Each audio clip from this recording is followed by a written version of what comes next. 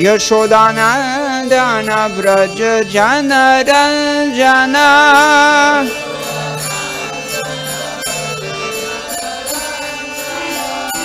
यशोदानंदन व्रज जन रंजन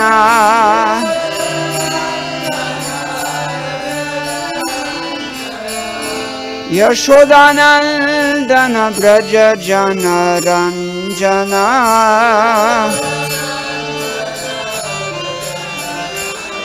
जमुना तीर वनचारी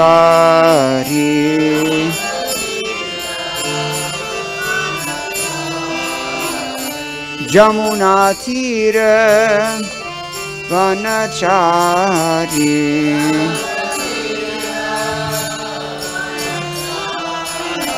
जय जय राधा माधव कुंज बिहारी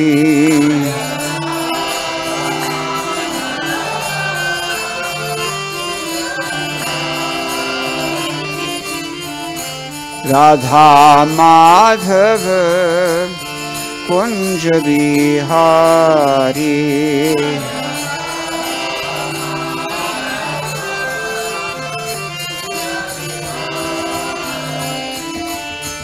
गोपी जन वल्लभ गिरिवरधारी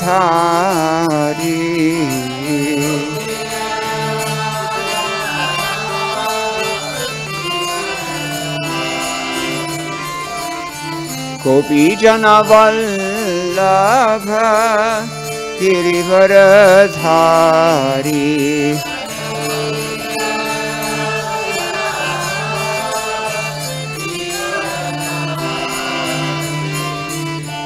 यशोदानंदन व्रज जन रंजन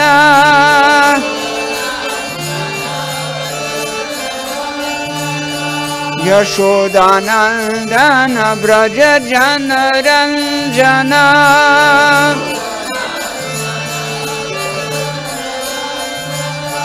यशोदानंदन व्रज जन रंजन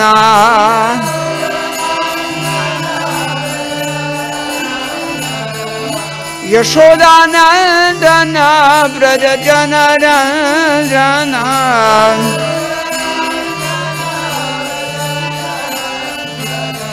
जमुना तीर वनचारी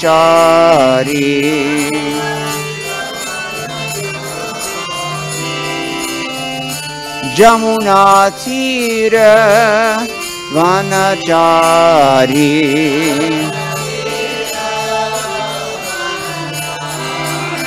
जय जय राधा माधव कुंज बिहारी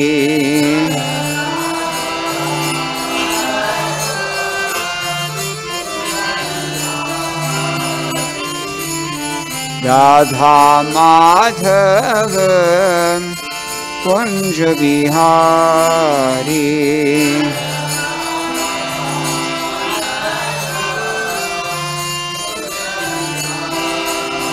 जय जय Radha Madhav Kunj Bihari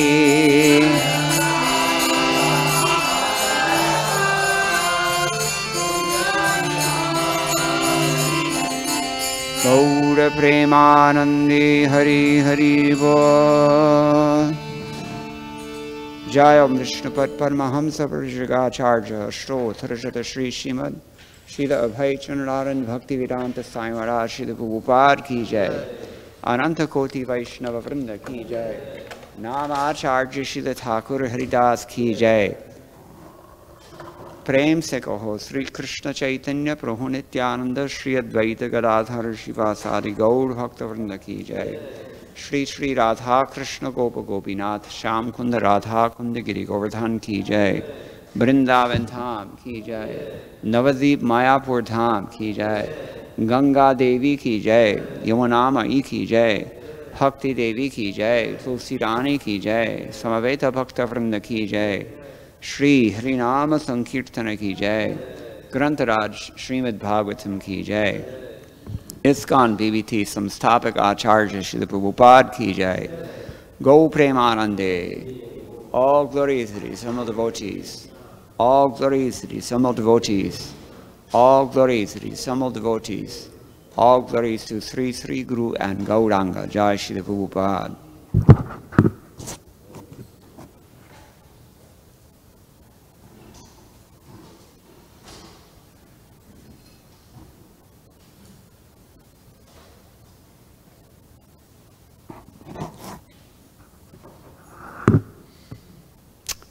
Om Namo Bhagavate Vasudevaya.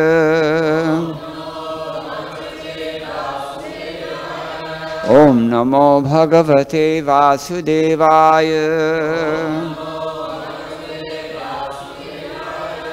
Om Namo Bhagavate Vasudevaya. Narayanam Namaskritya Naram Chaiva Narottamam Devim Saraswatim Vyasam Tato Jayamudirayet Nashta Praishwa Bhadresho Nityam Bhagavata Sevaya Bhagavati Uttama Shloke Bhaktir Bhavati Naishtiki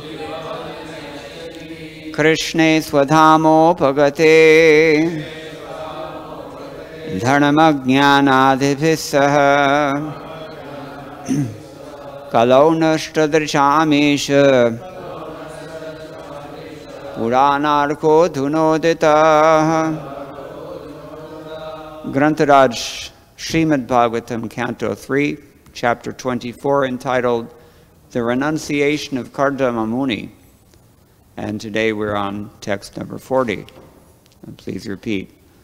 Mātre ādhyātmikīṁ vidyāṁ śamanīṁ sarva-karmaṇām vitariṣye yayā cha asau bhayam cha atitariṣyati mātra ādhyātmikīṁ vidyām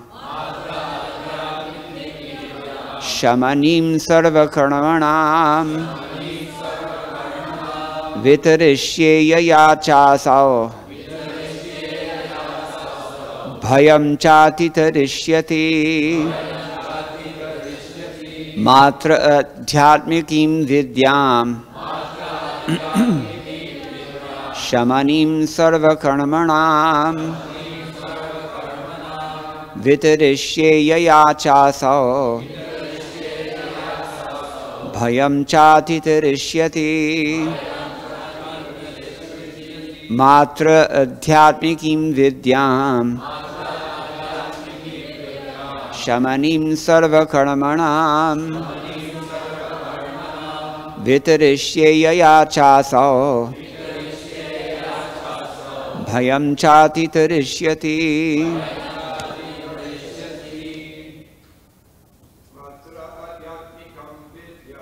Mātra ādhyātmikīṁ vidyām sarva-karmaṇām vitariṣye yayā cāsau bhayam cātitariṣyati. Mātra ādhyātmikīṁ vidyām śamanīṁ sarva-karmaṇām vitariṣye yayā cāsau bhayam cātitariṣyati. Mātra ādhyātmikīṁ vidyām śamanīṁ sarva-karmaṇām vitariṣye yayā cāsau bhayam cātitariṣyati. mātra ādhyātmikīṁ vidyāṁ śamanīṁ sarva-karmaṇām vitariṣye yayā cāsau bhayam cātitariṣyati mātra ādhyātmikīṁ vidyāṁ śamanīṁ sarva-karmaṇām vitariṣye yayā cāsau bhayam cātitariṣyati mātra ādhyātmikīṁ vidyām śamanīṁ sarva-karmaṇām vitariṣye yayā cāsau bhayam cātitariṣyati. Mataji's. Mātra ādhyātmikīṁ vidyāṁ śamanīṁ sarva-karmaṇām vitariṣye yayā cāsau bhayam cātitariṣyati. Mātra ādhyātmikīṁ vidyāṁ śamanīṁ sarva-karmaṇām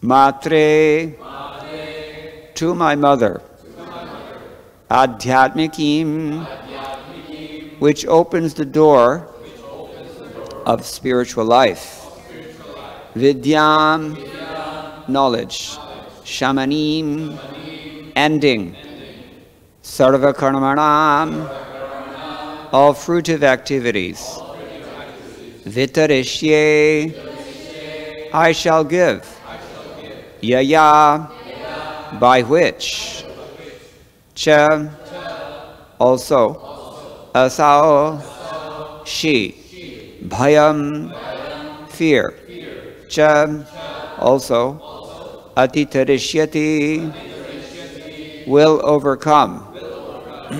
Translation and purport by His Divine Grace, A.C. Bhaktivedanta Swami Srila Prabhupada. I shall also describe this sublime knowledge, which is the door to spiritual life, to my mother, so that she can also attain perfection and self-realization, ending all reactions to fruitive activities. Thus, she will be freed from all material fear.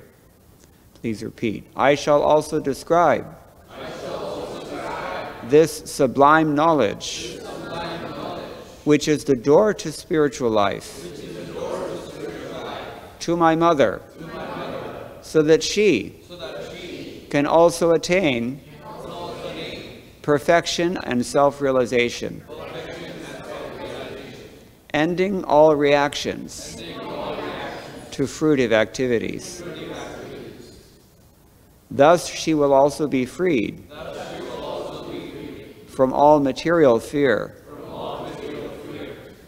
Purport.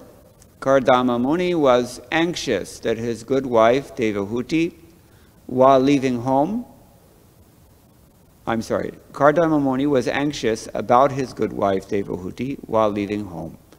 And so the worthy son promised that not only would Kardama Muni be freed from the material entanglement, but Devahūti would also be freed by receiving instruction from her son. A very good example is set here.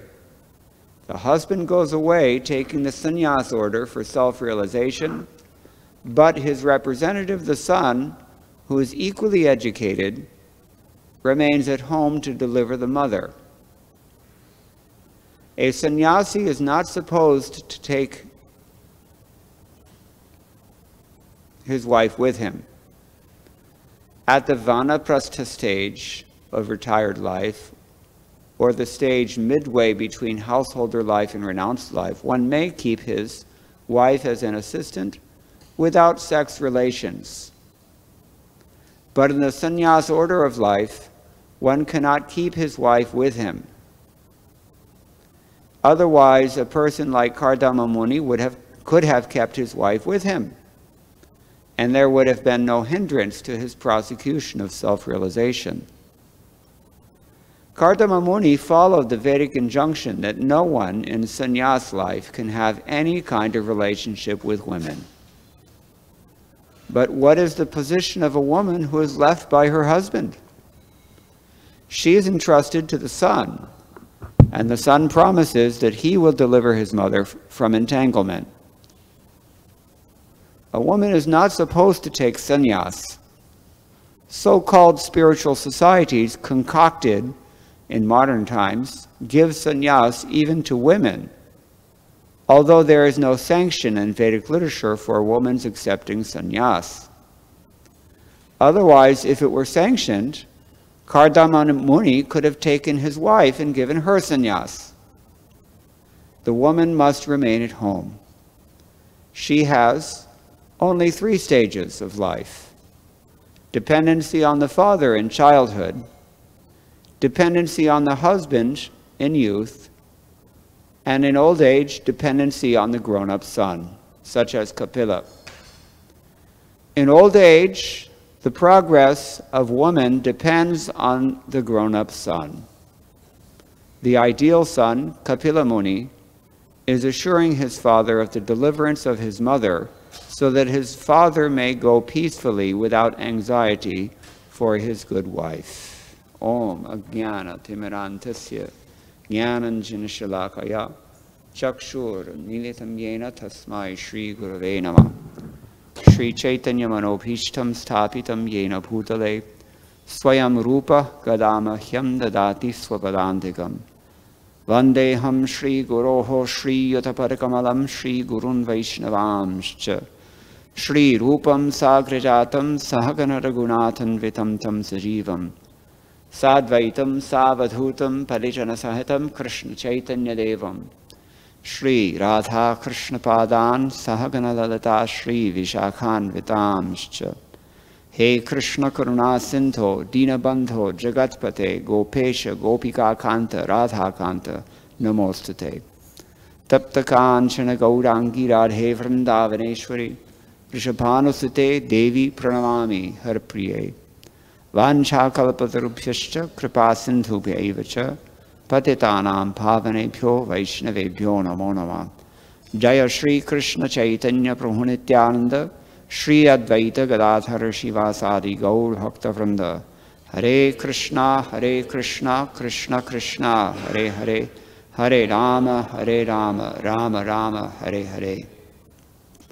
Madgavirapi Gopala Swikuryat Kripaya Yadi Tadaiva Sampaya Pitva Hrishye Yustat Priyajanaha. Srila Vishwanath Chakravarti Thakur prays at the end of his 10th canto commentary on this Srimad Bhagavatam.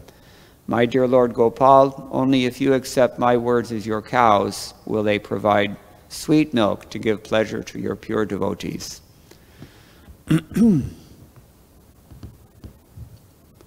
So Kardama Muni was anxious about his good wife, Devahūti. That's natural. And so his worthy son, Kapila Dev, promised that not only would Kardama be freed from his material entanglement, but Devahūti would also be freed from receiving instruction from her son.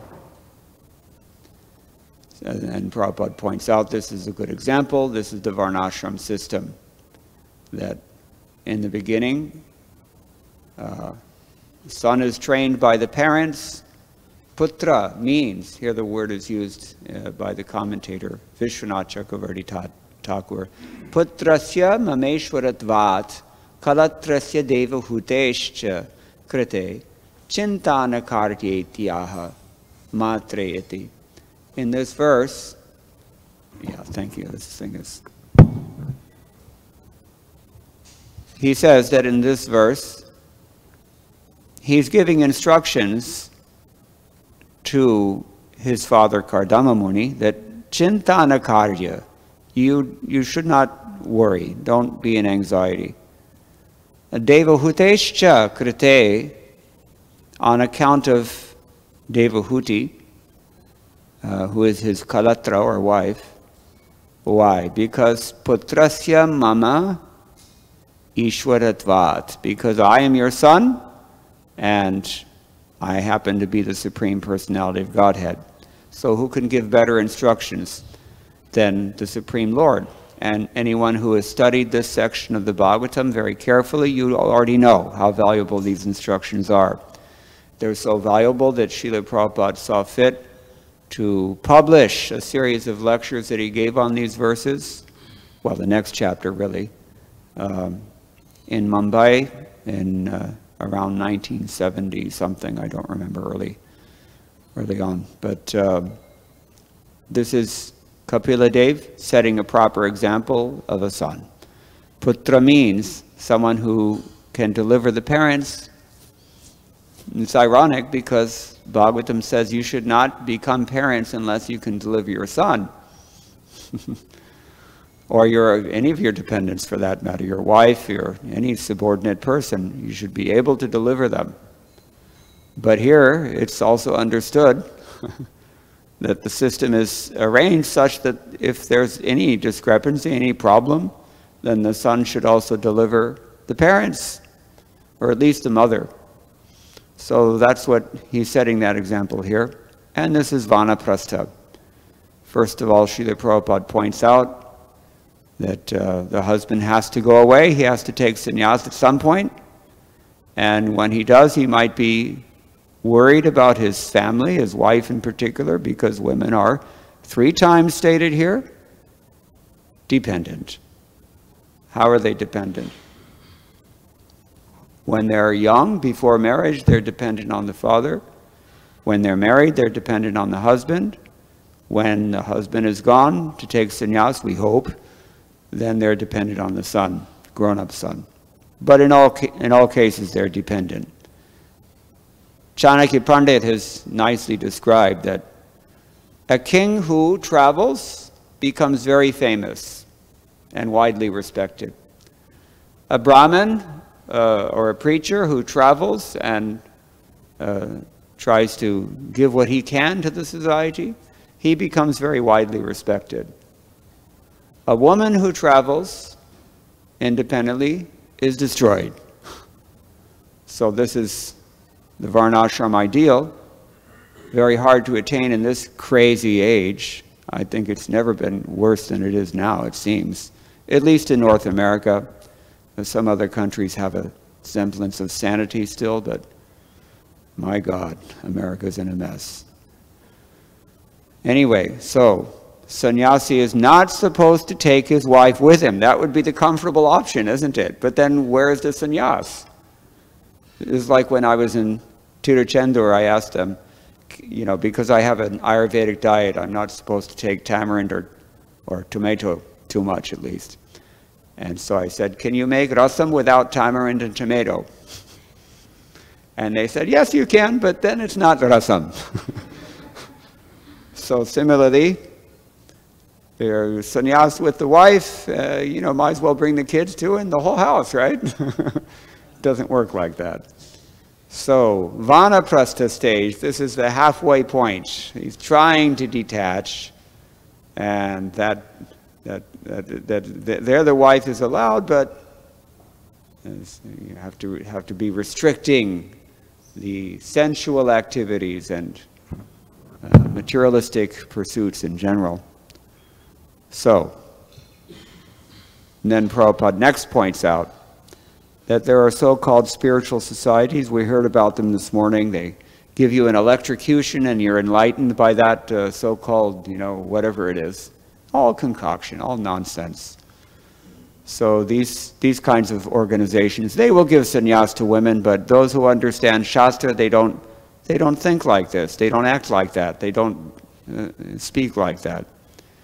This is the appeal that should be there, that just like Sri Krishna in the beginning chapters of Bhagavad Gita, when Arjuna was lamenting in so many ways, what did Krishna tell him? You're not acting like an Aryan, Arjuna. Learned people don't speak like this. So in the same way, we can take this hint here. When Prabhupada gives these instructions, we should try to meet those ideals. There's an interesting point we can say here, but let's first take a look at what our predecessor acharyas have said. Vishvamate tu etadrisham asaram yataha ata ishwaram vigyāya nashyati upaplava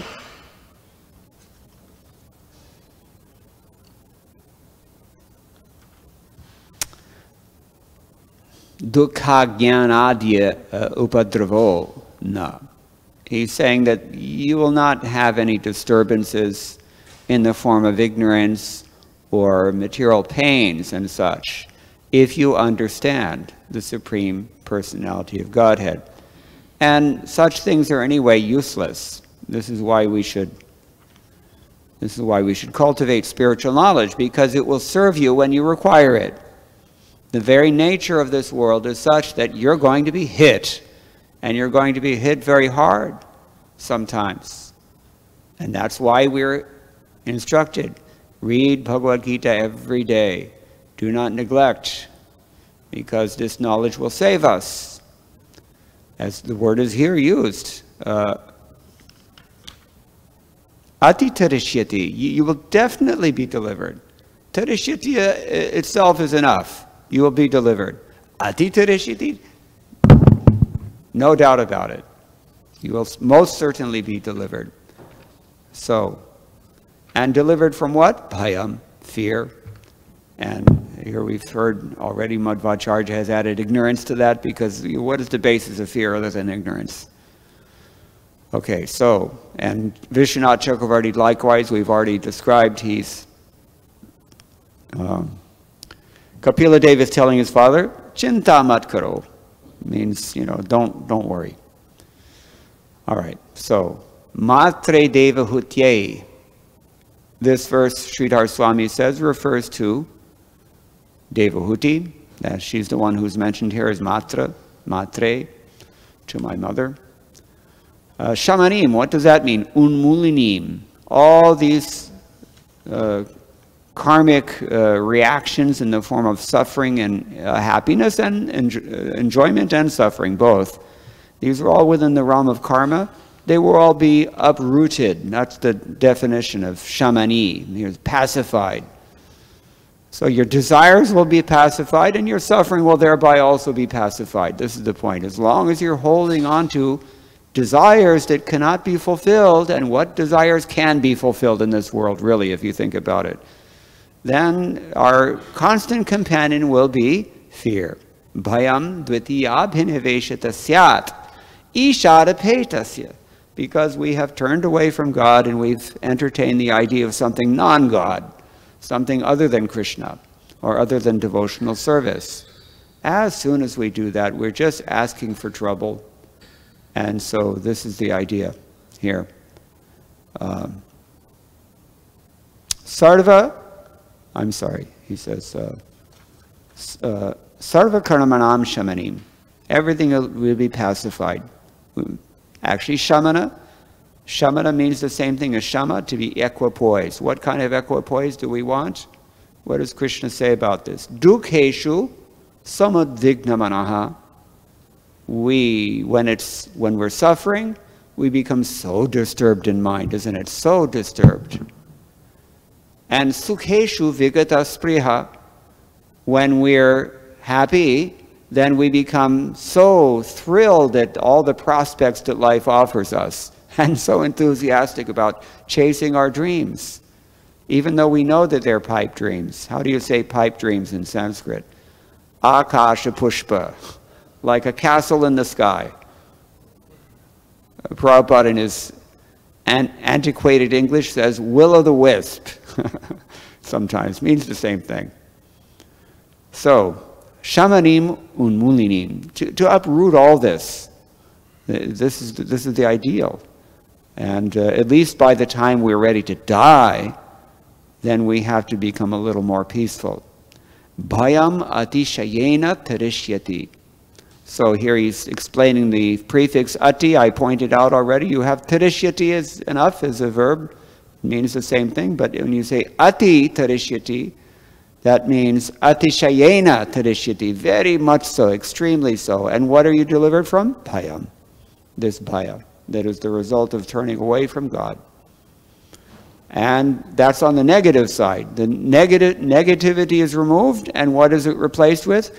Paramanandam prapsyatiti chakarartham. If you do like this, then definitely you will get the supreme bliss. We're all looking for happiness. And what does that happiness usually take the form of? Well, we're looking for in the realm of sense gratification, but suppose you have sense gratification and no love. Is that okay with you? Right. So really we're looking for love.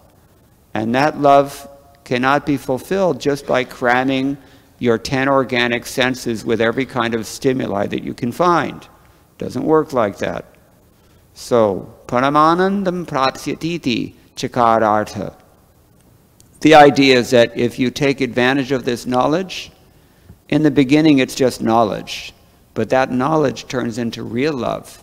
And real love we don't even really know yet, actually. We really don't know it. There is no love in this world. We've double-clicked on love. And thereby we've come into this world, and we have to transmigrate from one birth to another, from one universe to another, from one species to another, and endlessly chasing after this akasha pushpa, castle in the sky, that I can find love and I can find happiness and eternal satisfaction in a world in which everything is just morphing in front of us or dissolving in front of us or being destroyed in front of us. And sometimes we have to have a tough lesson. That's why the tough lessons happen here. They're not necessary in the spiritual world. They're only necessary in this world where we're all trying to entertain our illusions. Or it's more than just illusion, actually. We frankly have to admit, in plain terms, it is rascaldom, envy of the Lord. So this is Maya. This is Maya's business. She has a trident. She's poking us with that trident. And at whose behest is she working? Mayādhyakṣena prakatihi stūyate sacharacharam. Krishna says, she's working under my adhyaksha. Adhyaksha means supervision. Okay, so this is another thing. Now, in the second paragraph of the purport, Srila Prabhupada has said, the Bhagavatam has already enunciated that the absolute truth is, sorry, I'm on the wrong verse. Hold on a minute. Second paragraph. Kardama Muni followed Vedic injunction that no one in sannyas life can have any kind of relationship with women. But what is the position of a woman who is left by her husband? She is entrusted to the son, and the son promises that he will deliver his mother from entanglement. So this is the ideal. We're too often very far from that ideal, isn't it? We have all kinds of situations in modern day Kali Yuga, especially, well, I mean, it's everywhere now, even in India. In fact, in some ways, I have to say it's worse in India than it is in America or Europe. People are so, I mean, brazenly just flaunting, every sinful activity that they can think of performing. They're doing everything now. So, anyway, these instructions are still there. They're still eternal Sanatana Dharma. They still have eternal value. They still confer eternal benefit. And eternally we have the option to take them up. Now, what are we going to do? The ball is in our court. It's our move. So, this is another thing. Now, finally, Srila Prabhupada is, in his characteristic manner, he's turned to the women and pointed fingers at them. The woman must remain at home, period. They don't like to hear this in the modern society. Someone took away my Bhagavad Gita, otherwise I could read you the purport of chapter 16, text number 7, which you're probably already familiar with to some degree. It's a very cutting one, very piercing for the modern heart that is so fond of demoniac standards of life and sense gratification in particular, and all kinds of illicit sense gratification especially. So, Srila Prabhupada writes in that purport, As for behavior, because this verse, I should read it. You all know, pravrittim cha navrittim cha janana vidurasuraha na shaucham napi chacharo na satyam teshu vidyate achara na vidyate. This is the point that Krishna's, well, the point that I'm dilating on here. Achara means, how do you behave? And Krishna is telling Arjuna that among the demoniac, they don't even know what to do and what not to do. And so their behavior is never auspicious, neither is it clean. They just don't know anything. But here, Prabhupada is pointing out in his purport, as for behavior, there are many rules and regulations guiding human behavior, such as the Manu Samhita, which is the law of the human race. Even up to today, those who are Hindu follow the Manu Samhita. Laws of inheritance and other legalities are derived from this book. If you've studied Indian history, or in particular Indian legal history, you know this. If you haven't studied these things, you may not know this, but it's true. Now, in the Manu Samhita, it is clearly stated that a woman should not be given freedom. That does not mean that women are to be kept as slaves, but they are like children. Children are not given freedom, but that does not mean that they are kept as slaves. The demons have now neglected such injunctions, and they think that women should be given as much freedom as men. However, this has not improved the social condition of the world. Actually, a woman should be given protection at every stage of life. She should be given protection by the father in her younger days, by the husband in her youth, and by the grown-up sons in her old age. This is proper social behavior according to the Manu Samhita. But modern education has artificially devised a puffed-up concept of womanly life, and therefore marriage is practically now an imagination. We can say a wild imagination in human society. The social condition of women is thus not very good now, although those who are married are in a better condition than those who are proclaiming their so-called freedom. The demons, therefore, do not accept any instruction which is good for society, and because they do not follow the experience of great sages and the rules and regulations laid down by the sages, the social condition of the demoniac people is very miserable.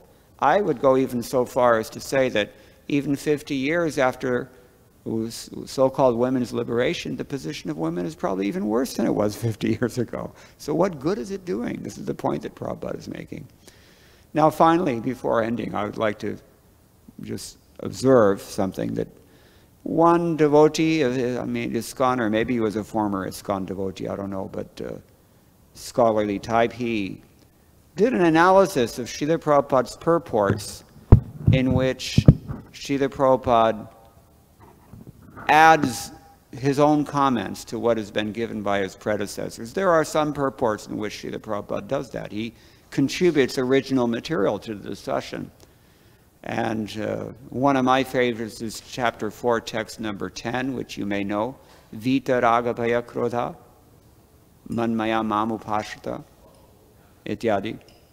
But I'm not going to dilate on that now. What I'm going to say is that this devotee who studied Srila Prabhupada's purports in which he's saying things that were not given by his predecessor on a given verse, he generally had three things that he liked to emphasize, and it's very interesting to consider. It's not an exhaustive analysis. It's only for part of the Bhagavatam, but I think it speaks enough that we can get the point. That is that Srila Prabhupada used to introduce the topic of the bona fide spiritual master and emphasize his importance. This is something that we know. That's why Srila Prabhupada also asked us to sing Guru Puja every day, because his predecessors did not do that. But he saw it as fit, because we live in a society where no one is inclined to respect anybody, but especially in Western societies, worldwide societies I should say, they don't have any such conception of what the importance of a bona fide guru is. So for that reason, Srila Prabhupada emphasizes it. Possibly. I can't say I know, but definitely Srila Prabhupada emphasizes it. What's another one? Mayavad philosophy. Because who else is doing it? No one else is calling them out. Mayavad, Srila Madhvacharya predicted almost 1,000 years ago, would destroy all morality in this world if allowed to spread. And therefore he dedicated his life to thoroughly routing that philosophy. Unfortunately, you know, it's a very appealing ideology that justifies hardcore attachment to material sense gratification. And so the result is exactly what Madhvacharya predicted. The world is overrun with all kinds of attachment to sense gratification and particularly sinful life. And then finally, the third topic that Srila Prabhupada emphasizes when, you know, independently of his predecessors is women and the position of women. What does all this indicate? It indicates that Srila Prabhupada saw these things as being very important in modern society. It's things that had to be said and things that he therefore did say. And we've just read one purport as an example of that. This purport can also be seen in the same light. So it's a hard pill to swallow for many of us, but it's a part and parcel of his instruction, oft repeated instruction, increasingly repeated instruction, that we follow our own varnashram duties in society, in this society in particular. So that's something to think about with regards to this verse. I'll just read the translation again. I shall also describe this sublime knowledge, which is the door to spiritual life, to my mother, so that she can also attain perfection and self-realization, ending all reactions to fruitive activities. Thus, she will also be freed from all material fear. Thank you very much. All glories to Srila Prabhupada. Does anyone have any questions or any comments? Shachitanoy Prabhu.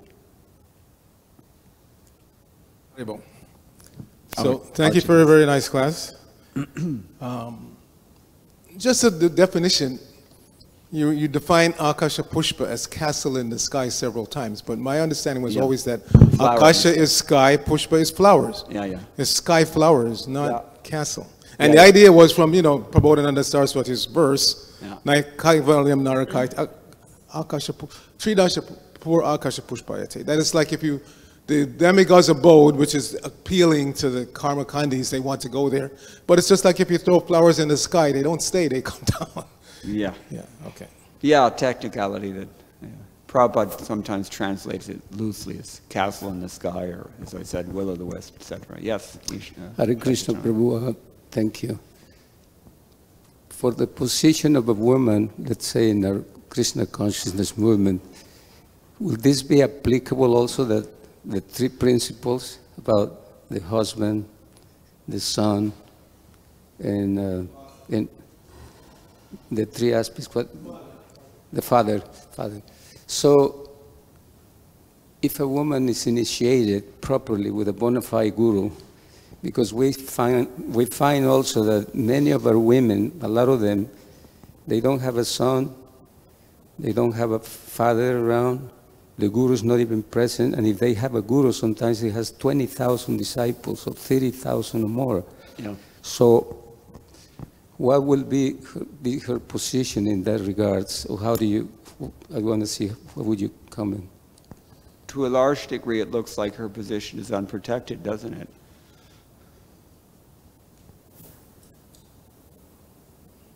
Swavas Prabhu, we want to add something?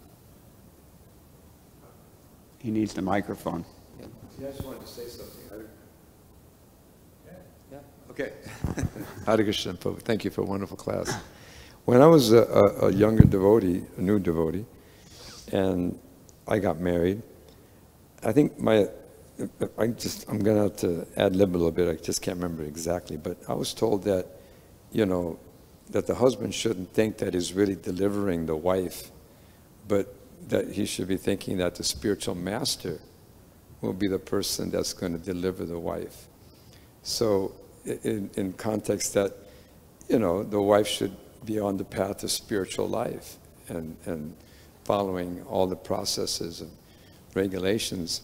So what do you think about that? Yeah, very good point. That sometimes we see husbands who are, they're on this trip that, I'm your husband and I'm the one who's delivering you, and, therefore you just surrender to me and don't listen to your guru. On the other hand, sometimes you have wives also, they don't like what they're hearing from their guru, so they go take out my husband, he's Pachi Guru. And yeah, we have to be careful of this kind of mentality. And the fact is that none of us has any potency to deliver anyone. Muktir pradata vai Vishnuhu.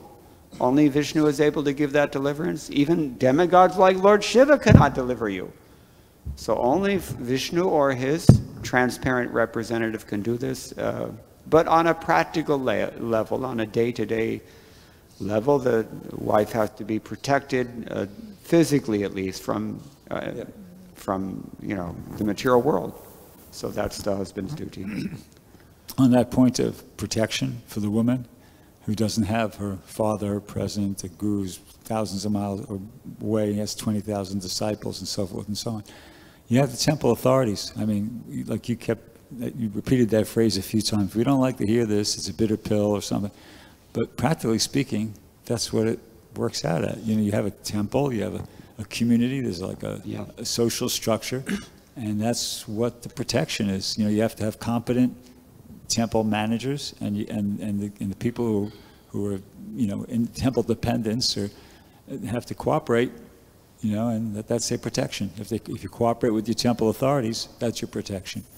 Yeah, it's a principle in the Mano Samhita also, is that if something is not clear just from Guru Sadhu Shastra alone, then the tradition and precedent of one's predecessors should become one's guide. In that regard, I should add that even in the Gaudiya Math, there was this problem sometimes, and it happens. Women become widowed early or whatever. So Bhaktisiddhanta Saraswati Thakur made some accommodation for them in the temple, something like what Prabhupada did with the Brahmacharini ashram. But yeah, it's obviously not the ideal thing. That's the point that we need to recognize. Yes? Probably some of you saw a letter of one of senior Srila Prabhupada disciple that at one time her husband took sannyas. And later on, by the way, she had a set of deities, Lord Jagannath, Baladev, and Subhadraji. And she went to see Srila Prabhupada and she asked him, what to do now? My husband is taking sannyas. And what is my position? Something like that. And Prabhupada said, Lord Jagannath will be your master, Balaram will be your brother, Lady Subhadra will be your sister. So in that, he gives that.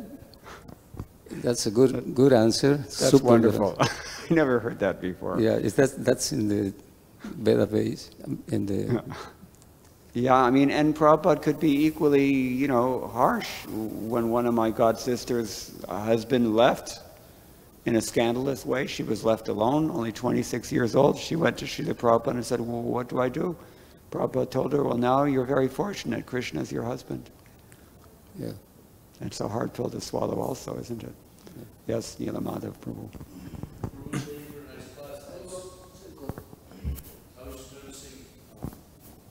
Of course, the topics from the Western point of view, feminists, it's controversial. So there seems like, and there also, I sense that there are some devotees in ISKCON that would be more take the more Western ideas about like female equality and not independence, And even in our society, we have women initiating as sannyāsīs now, or sannyāsīs, or whatever you call it. So there's like two ISKCONs. Like there's one that's like strictly trying to follow the Shastra, and then there's kind of the ones who haven't read the books and are like, they bring in their own idea plus add Krishna, their own ideas from the Western world plus add Krishna. And there's this controversy, or so-called, maybe not controversy, but this tension, back and forth argument going on. So you're making a comment. I'm just like, what to do? What's the way to proceed? The way to proceed, in my opinion, is that everybody has to read Srila Prabhupada's books every day. because books are the basis. Shastra yonitvat. Without that, nobody's going to be able to think straight. The books are the ones that are going to maintain us for the next 10,000 years, and it's not going to happen if you don't open them. Prabhupada himself always used to criticize it. You know, we think that these books are just meant for distributing. We have to read them also, otherwise this is what happens. And it can get worse than that. It can get much worse. You had your hand raised, Shyamchandra. Sorry, didn't follow up. Yeah, I mean, it is, we say that by associating and serving a pure devotee, one attains all perfection, right? Yes. In the case of Devahūti, we can see that she is like very sincerely was serving Kardama Muni. You know, she was like physically associating, you know, next to her and then serving him very nicely. Yes. But apparently it looks like she has still not achieved the perfection yet, even after serving for so many years Kardama Muni. Is that the right understanding, or like why is it? We'll see the answer to that question in the next chapter, because that's where Kapila Dev really starts to give her the instructions that he's referring to in this verse, chapter 25. So, you know, it's famous section of the Bhagavatam. It's, as I said in the beginning. So, yeah. Yeah, she's... I mean, you know, the thing is that we always require instruction at every stage. Even if someone is I mean, anyone who takes to Krishna consciousness can be considered perfect by dint of doing that. But the nature of Krishna consciousness is not static, it's dynamic. And so we're always trying to further refine and advance further than we are at the current present. So at every stage we require some guidance like that, some kind of spiritual authority from whom we can learn. Even in the spiritual world, it still goes on. That's my answer. So it's not that Kardama Muni was somehow deficient in his instruction, but you know, it's a dynamic thing. And to become a liberated soul is not such an easy thing also. Just because we had Prabhupada's association for some years doesn't mean that we're all liberated yet. You know, it's a gradual process. That's my observation. Is that okay? Okay, we have to end now. Thank you very much. All glories to Srila Prabhupada.